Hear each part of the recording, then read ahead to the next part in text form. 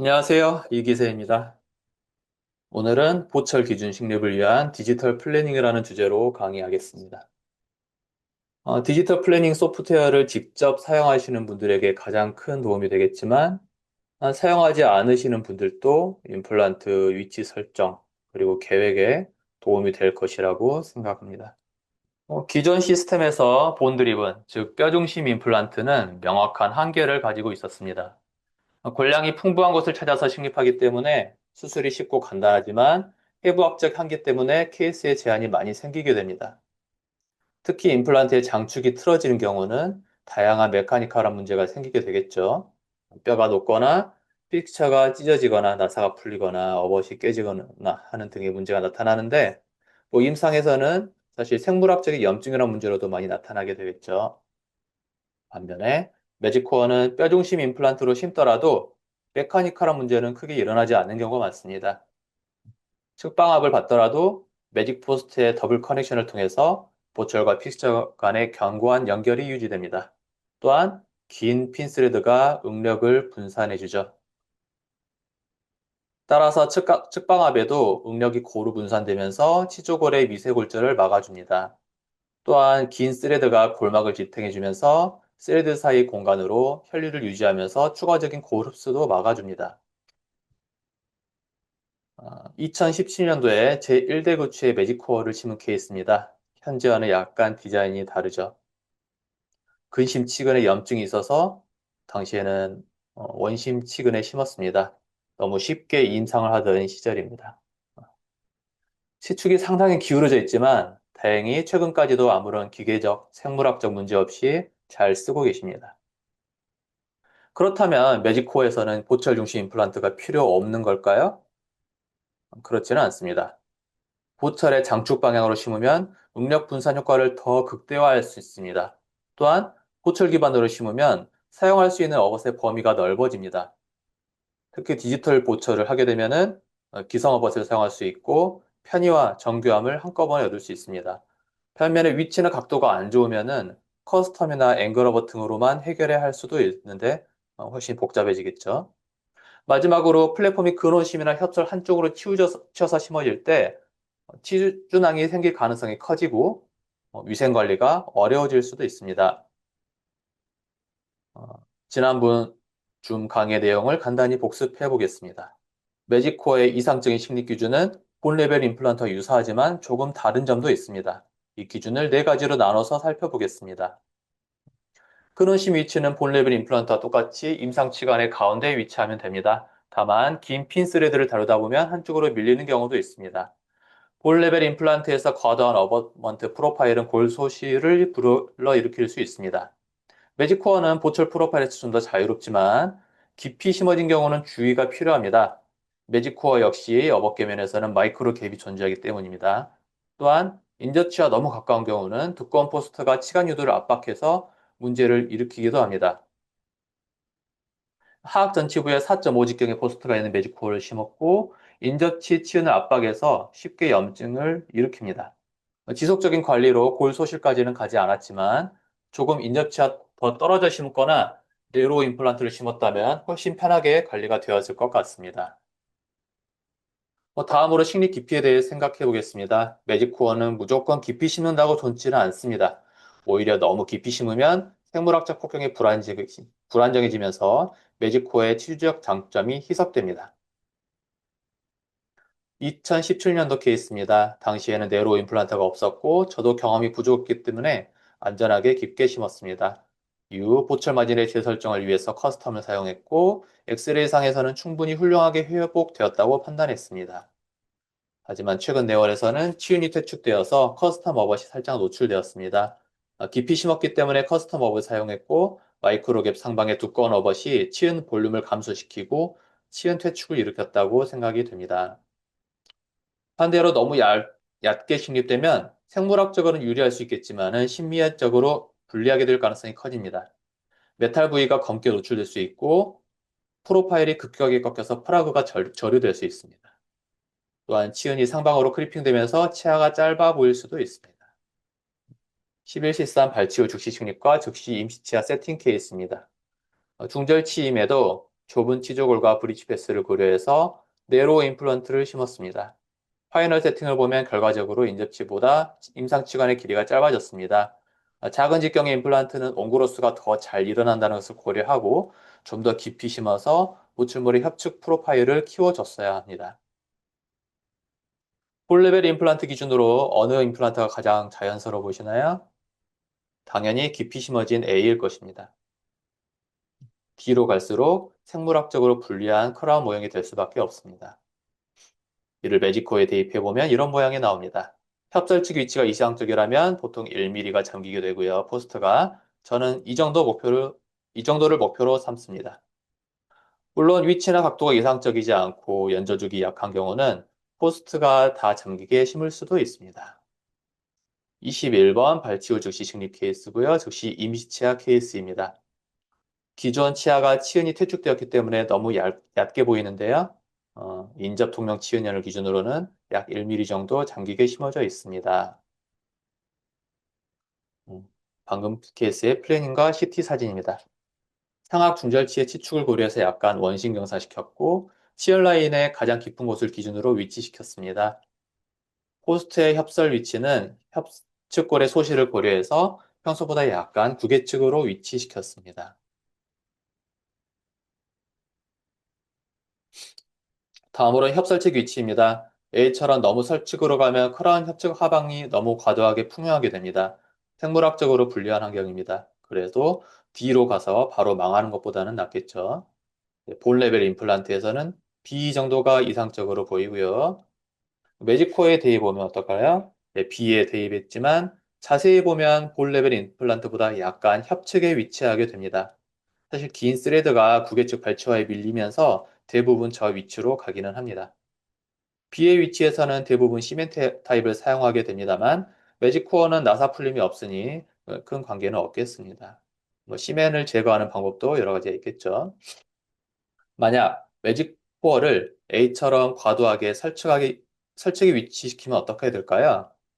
협측 프로파일이 급격하게 되면서 염증이 잘 생기는 문제도 있지만 더욱 큰 문제는 설치 크라운 자체가 과도하게 풍요하게 된다는 겁니다.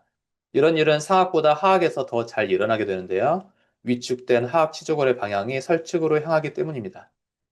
이런 경우 혀의 공간이 방해받고 예민한 환자를 만나면 고생하게 됩니다. 이 환자의 경우 결국 포스트를 삭제해서 보철을 하게 되었습니다.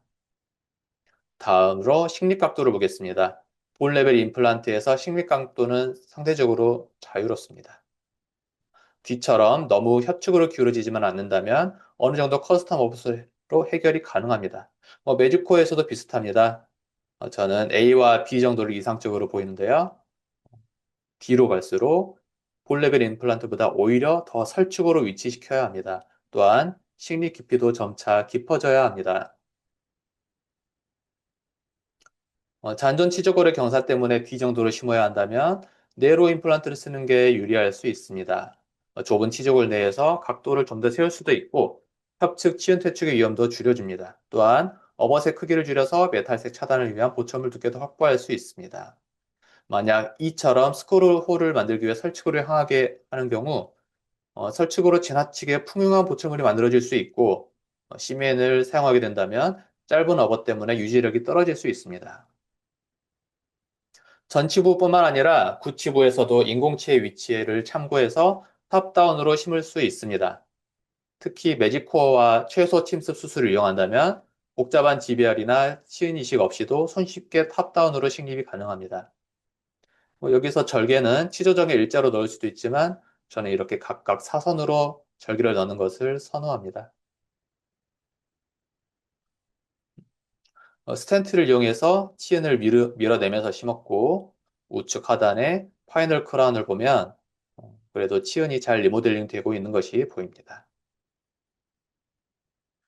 치은과 치조골을 보면 좀 더 설측으로 심는 게 맞겠지만 최소 침수적인 익스터널 포켓 테크닉을 통해 탑다운으로 식립했고 양호한 결과를 보입니다.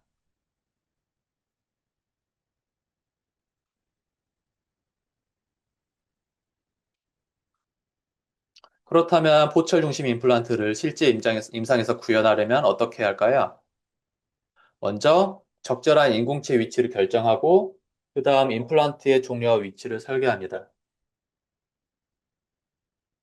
특히 매직코어는 핀 스레드를 어떻게 다룰지 플래닝부터 깊은 고민이 필요합니다.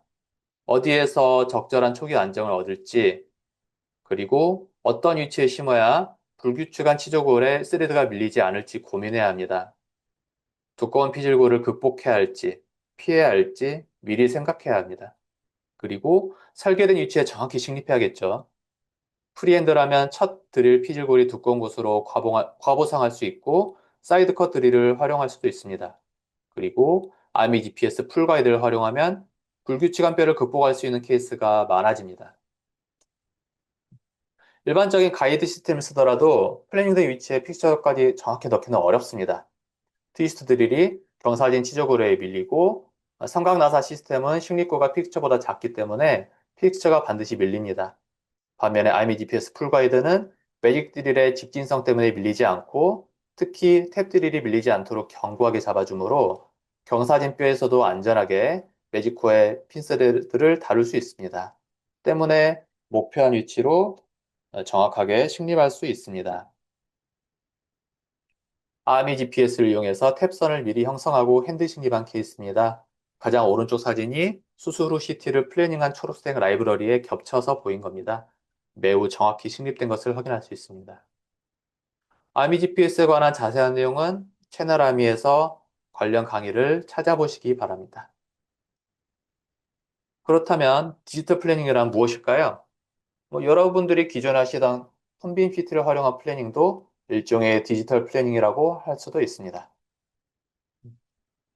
대부분 알고 계시겠지만 필드리지에서 인공치의 위치를 참고하려면 바텍 기준으로 왼쪽 이 메뉴를 눌러서 두께를 늘려주시면 됩니다. 이렇게 10mm로 늘려놨고요. 이렇게 늘려주니까 인저치의 치관이 보입니다. 뭐, 해당 분학 사진에 보일 수 있고 위아래를 보면은 또 충분히 협살치 위치를 참고를 할 수가 있습니다. 다음으로 전문적인 플래닝 소프트웨어를 활용할 수 있습니다. 이 단계부터는 전체 앞공을 컴빈 휘트와 정합해서 교합관계 분석을 통해 인공치의 위치를 결정할 수 있습니다. 예를 들어 발치전 모델, 기존에 쓰던 틀니, 임시 틀니 등을 직접 넣어서 참고해서 쓸 수 있습니다. 매직코어 라이브러리를 지원하는 소프트웨어 몇 가지를 마지막으로 좀 소개해 드리겠습니다. 덴틱 가이드는 국내 제품으로 저렴하면서 원장님들이 가장 쉽게 접근할 수 있습니다. 아미GP 센터에서도 이걸 이용하고 있고요. 그리고 덴트앱 환자 정보도 연동되고 업데이트 같은 지원도 가장 빠릅니다. 임플란트 스튜디오는 트리오스 스캐너를 이용하는 3쉐입 유저들이 편하게 쓰실 수 있겠죠. 그리고 엑소플랜은 엑소캐드라는 치과 디자인 프로그램과 연동되어서 제가 사용하고 있습니다. 특히 여러 가지 데이터를 중첩시키고 정합하는 데 특화되어 있어서 수술 전 데이터를 수술에 반영하기 쉽습니다. 이렇게 2D 이미지를 넣을 수도 있고요. 페이스 스캔이 있다면 그것도 넣을 수도 있겠죠. 그래서 상압 교합 평면을 미리 형성해서 미리 사전 보철도 제작을 해서 팔치 후에 전압을 다시 바로 끼워드리는 경우도 가능하고요. 그리고 오른쪽 아래는 기존 대처를 넣어서 인공치 위치를 참고를 할 수도 있겠습니다. 메탈이 아티팩트가 있으면 너무 심하면 임시튼니를 제작하는 것도 좋은 방법이겠죠. 그리고 이 디지털 플래닝이 실제 어떻게 실행되나 제가 쓰고 있는 엑소 플랜을 기준으로 설명드리겠습니다. 다른 소프트웨어를 사용하시더라도 기본적인 원칙은 같을 테니까 충분히 참고가 될 수 있을 것 같습니다. 당연히 순서는 인공치 배열이 먼저겠죠? 그 다음에 어떤 피스톨을 넣을지, 길이와 직경을 선택을 하고요. 그 다음에 플랫폼 위치, 즉 매직 포스트가 어디에 위치할지 봐주고 각도를 본 다음에 깊이와 커프를 설정합니다. 이런 순서로 진행이 되겠고 멀티플 케이스라면은 마지막으로 각도를 좀 맞춰주는 게 보철이 편할 수 있겠죠. 자, 오른쪽 아래를 보시면 임플란트 축 방향을 이제 볼 수가 있는데 상하로 움직이면서 스레드가 어느 쪽으로 밀릴지 예측해 볼 수 있습니다. 또한 자발적 고령성이 어느 정도 위치할 수, 어느 정도 일어날 수 있을지는 아래쪽 파노라마를 보시면은 이제 협설로 단면을 움직이면서 음, 참고를 해볼 수가 있고요. 그리고 임플란트 간의 각도는 오른쪽 위에 보시면 10.7도로 나와 있죠. 약 12도 이하로 하면은 대부분 헥사 두 개로도 이렇게 연결이 될 수가 있으니까 좋은 참고가 될 수가 있습니다. 실제 환자 케이스 플래닝하는 모습입니다. 이 케이스는 발치후 즉시 식립이라서 인공치는 따로 배열하지 않았습니다. 먼저 픽처 사이즈를 고릅니다. 저는 소고치의 경우는 4011, 매직커프 3를 가장 선호를 하고요. 근데 발치후 증시 식립인 경우는 13mm를 더 자주 쓰는 것 같습니다. 그리고 필요하면 매직커프 4도 자주 씁니다. 대략적인 플랫폼의 위치를 설정하고 협설측 위치는 그냥 중앙에서 살짝 설측으로 잡습니다.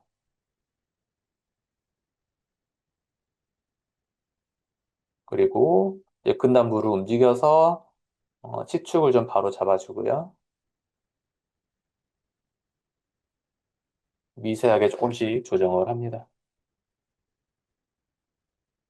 이제 근단부는 넉넉하게 본 하우징 안에 들어갈 수 있도록 해주시면 되겠고, 너무 피지골에 가깝게 하면은 이제 밀릴 수 있겠죠.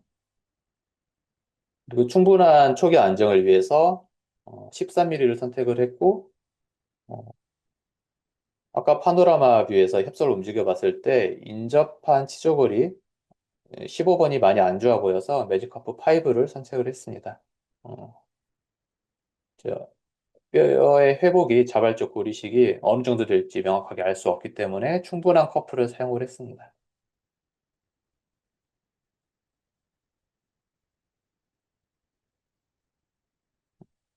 이렇게 이제 위아래로 움직이면서 이제 어느 정도 어느 곳에서 스레드가 걸릴지 미리 확인을 하고요. 또 이제 치축을 미세하게 조정을 합니다. 이게 프리핸드로 하게 되면은 13, 15번에 굉장히 기울어져 있는 픽스처에 대해서 이렇게 대응하기 어려울 수 있습니다.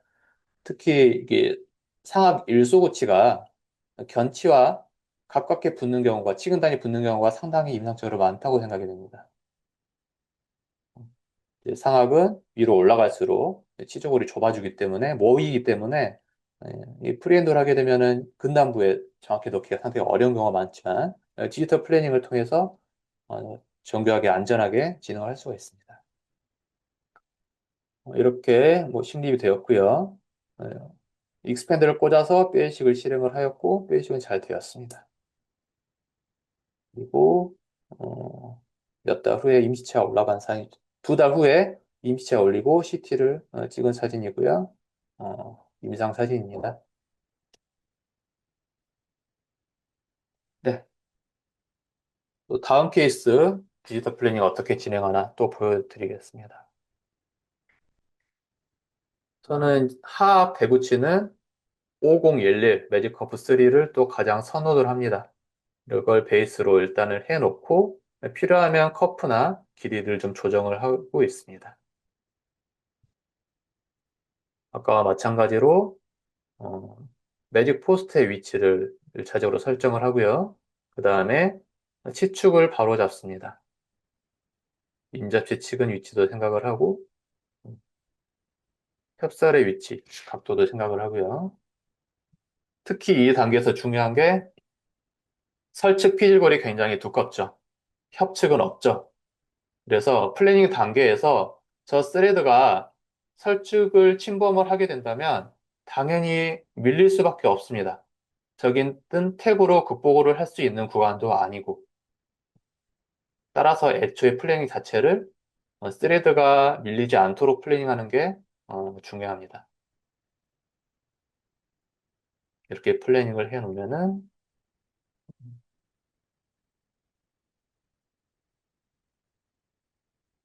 또 충분한 초기 안정을 위해서 11보다는 13을 선택을 했습니다.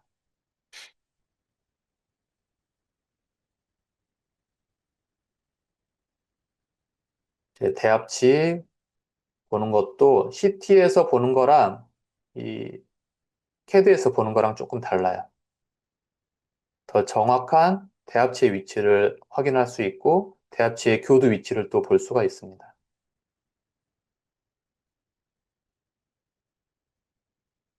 이렇게 오른쪽 아래를 보시면 위아래로 움직여 보면서 스레드가 어디에 걸릴지 미리 예측을 해볼 수가 있고요.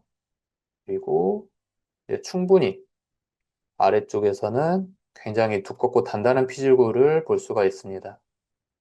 그래서 아래쪽만 충분히 확대를 해준다면 스레드 밀림 없이 어, 잘 심어질 수 있겠다 예측을 할 수 있겠죠. 그래서 이 단계부터 식립 전략을 미리 생각을 하는 겁니다.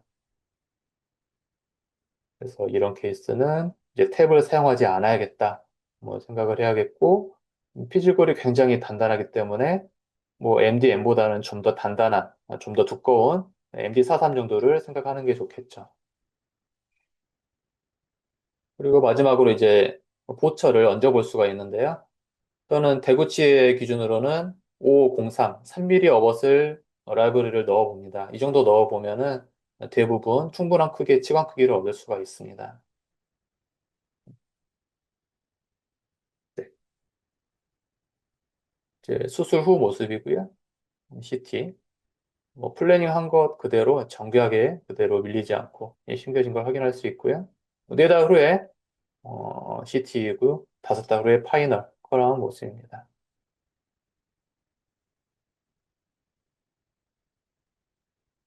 오른쪽 아래가 이제 한 달 후의 임시치아 모습인데요.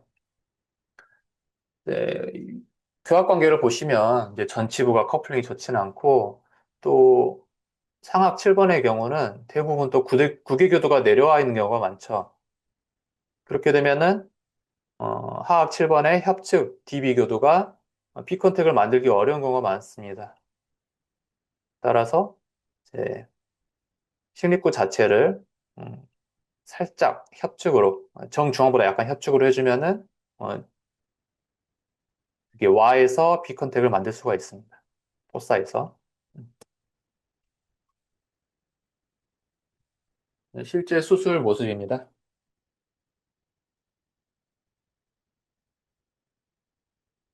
방금 픽처 드라이버로 약간 인덴테이션을 줬어요. 그리고 이거는 익스펜더입니다. 익스펜더로 연조직을 좀 확장한다는 느낌으로. 그리고 미성숙한 골 조직을 좀 더 컴팩션한다는 느낌으로 약간 벌려주고 있습니다. 흔들어서 좀 더 벌려주고 있고요. 그 다음에 뭐 이니셜 드릴 꽂았는데 뭐 허당이죠. 다음 드릴 천천히 진행을 합니다. 이 풀가이드 드릴은 일단 기본적으로 MD, M 기준으로 설정이 되어 있는데 4-3 드릴로 추가로 확장을 하는 모습입니다. 4-3 드릴은 옵션이니까 따로 주문을 해주셔야 됩니다. 가이드용 4-3 드릴이야. 이렇게 해서 따로 탭을 하지 않고 엔진 식립을 해서 마무리를 합니다. 네, 이번 케이스는 이렇게 정리가 되고요.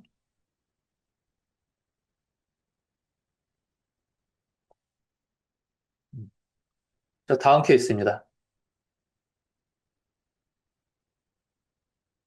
여기는 기존의 임플란트가 다 박살나가지고 임플란트를 빼고 약 6주 후에 심은 케이스입니다. 마찬가지로 5011 매직커프 3를 제가 가장 좋아해서 그걸 기준으로 심고 있고요.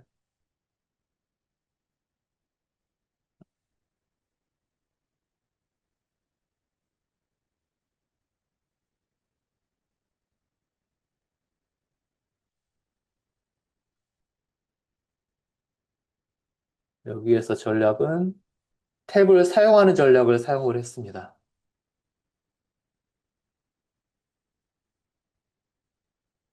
탭을 충분히 사용하기 위해서 치축 자체를 오히려 근심 설축으로 붙여버렸습니다. 근단 쪽을. 그렇게 해야 탭을 사용하는 의미가 있겠고 아예 피한다면 기존의 픽처 위치로 가야겠죠. 그래서 피질고를 극복할 것인지 피할 것인지 이 중에 저는 극복하는 것 방향으로 설정을 했고요. 음, 이게 높이 차가 5mm 이상 나기 때문에 프리핸드로 하게 된다면 탭을 쓰는 것보다는 당연히 식립구를 확대해서 심는 게 유리하겠죠. 풀가이드이기 때문에 상부의 피질고는 극복을 할 수 있으니까 이렇게 진행을 한 겁니다. 그래서 설측 피질고도 걸려 있고요. 근심 피질고도 걸려 있습니다. 그래서 오른쪽 아래 보시면은 이제 탭을 쭉 진행을 하면 이쪽은 극복이 되겠다 이제 볼 수가 있는 겁니다. 그래서 더 아래로 내려보면은 근단부에서는 밀리지 않고 좋은 자리를 위치를 시킬 수 있겠죠. 마지막 쪽에 근단부에서는.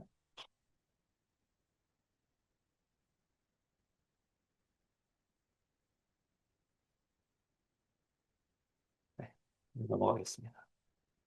네, 실제 수술입니다. 이거 마찬가지로 어, 연조직을 좀 확장을 하고 미러로 확인했죠? 가운데 잘 박혀 있죠? 그다음 뭐 드릴링 하고요. 순차적으로 드릴링을 합니다. 중간중간 주수도 잘 해주시고. 어,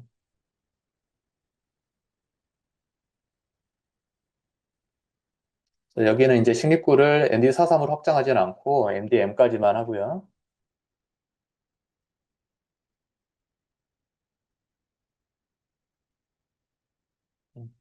뭐 뎁스 드릴 사용하고 지금 뭐냐면은 픽처 드라이버를 미리 넣어보는 겁니다.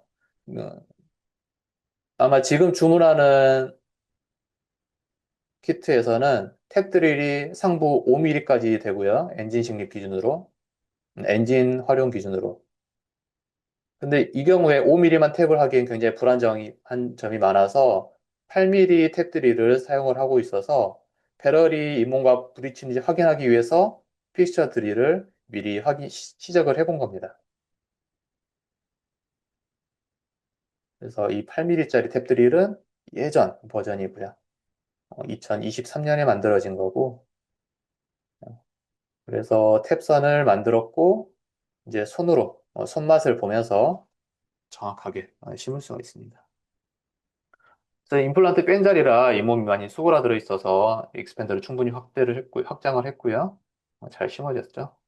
마찬가지로, 약간 원심 협축으로 하게 되면은 이게 상하 구개교도가 원심 협축으로 빠져나가는 길도 좀 열어줄 수도 있고, 정확히 규합을 형성할 수 있는, 어, 홀의 교합점이 찍히는 걸 방지할 수가 있습니다. 이렇게 식립 직후 모습이고요. 10주 후의 파이널 사진 모습입니다. 자발적 골 형성이 제가 생각했던 대로 잘 진행되고 있고 아직 CT상에서 명확하게 보이지는 않지만 충분히 잘 회복될 거라고 예상할 수 있습니다. 다음 케이스입니다.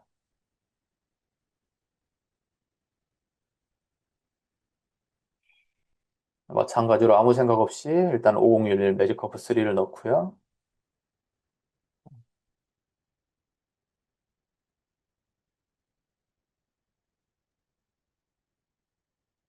그리고 이제 플랫폼의 위치, 즉 매직커프의 위치를 근원심 중앙, 그리고 어, 협설측으로는 중앙에서 살짝 설측으로 위치를 시켰습니다.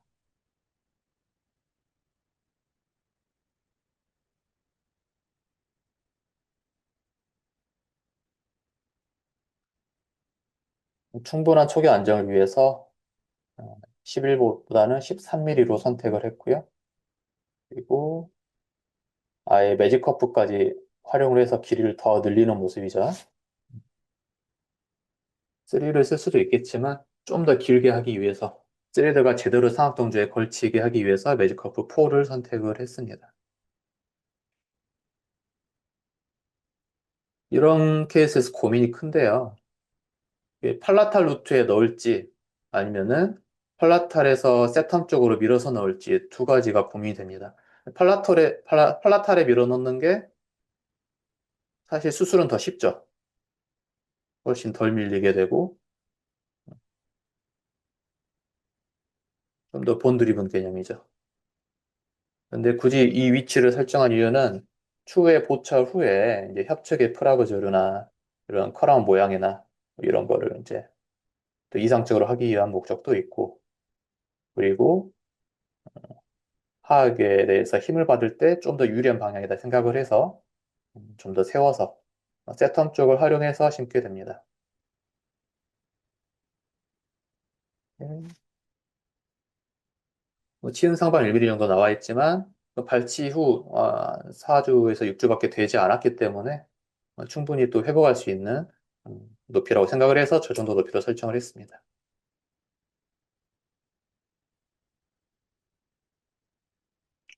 이게 이제 본드리븐으로 심을지 굉장히 고민했던 케이스거든요. 그래서 다른 분들한테 좀 의견도 여쭤보고 했는데 이 방향보다는 뭐 이 방향으로 심기로 결정을 해서 직접 수술을 진행을 한 겁니다. 네, 초기 식립이기 때문에 이제 식립구는 연조직으로 막혀 있는데 이 익스팬더를 정확하게 저 세텀 쪽으로 넣기는 굉장히 어렵습니다, 사실. 그래서 방금 넣는 게 음, 익스팬더를 좀 더 정교하게 쓸 수 있도록 스텐트의 홀을 좁혀주는 링을 체결을 했어요. 그래서 옆에 이제 목공에 빠지지 않도록 그 링에 치실을 체결을 해놓은 거고요. 그다음에 익스팬더를 이용해서 이제 상악동을 거상하는 모습입니다. 처음부터 드릴을 쓸 건 없겠죠? 정교하게 익스팬더로 상악동 거상을 실행을 하고 있습니다.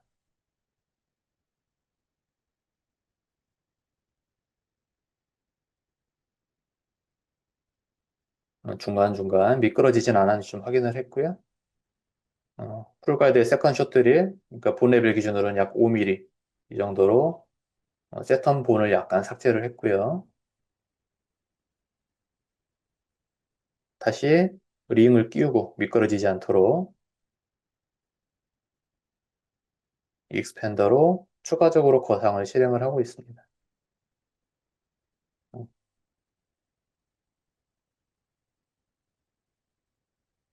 이 케이스도 당연히 뭐 탭을 쓸 수 있는 상황은 아니죠. 엔진 식립을 해야 되는 케이스고 어, 마지막으로 9mm 드릴로 상악 동절을 좀 더 정리를 했고요. 세턴본을 그리고 바로 이제 엔진 식립하는 모습입니다. 시간 관계상 넘어가겠습니다. 이렇게 뭐 잘 심어졌고요. 이상적으로. 어, 네. 연조직은 잘 회복되고 있고 아직 임시차 단계긴 한데 좋은 회복을 보이고 있습니다.